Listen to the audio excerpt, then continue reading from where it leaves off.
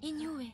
Жулиардын урлагийн сургуульд орох шалгалтыг авах танхимын зураг нь чи арай бүр энэ зургийг хараад байвал шалгалтын дээр сандрахгүй байхаа гэж бодсон юм. Тэрнийг ирэхгүй гэж хэлээв үсттэй. Тийм ээ, ирэхгүй. Танихгүй хүнтэй анх уулзаад л хамт байх үнэ гэж мэдэрдэг үе байдгүй. Миний хувьд тийм хүний нэг нь Адам байсан юм.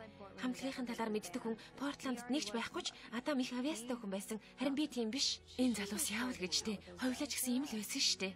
Яг тийм. Адам ирлээ. Анзаарахтай л байгаарай. Дөөр симфон дээр янз бүрийн юм болдог гэж дуулдсан шүү. Бүх амьдралаа баллаа таях гэж байгаа юм шиг санагдаад болохгүй юм. Яагаад тэр вэ? Чи нуугдаад байж чадахгүй штэ. Хитрхи оройц юм шүү. Би энийг нүднээс чинь харж байна. Хүний амьдрал ганцхан хүчин дотор оронгоороо эргэж өөрчлөгддөг. Морин хийл Адам хоёроос өөр зүйл бодгоо байсан миний амьдрал гэхэд ингэж өөрчлөгдлөө.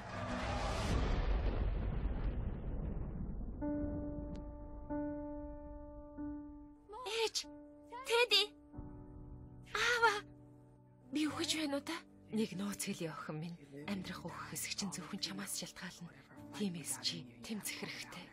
Say something, I'm giving up on you. Энэ охин ухаар бол өнчирсэн гэдгийг бас хэлэх болох байх та.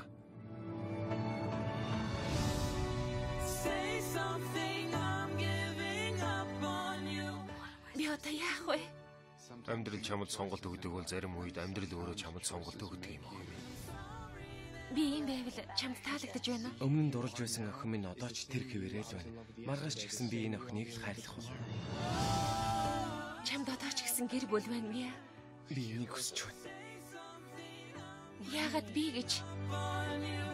Амьдрал гэдэг чинь тэр чигээрээ өмхий хангалсан асар том хог. Ихтэл амьдрах сайхан.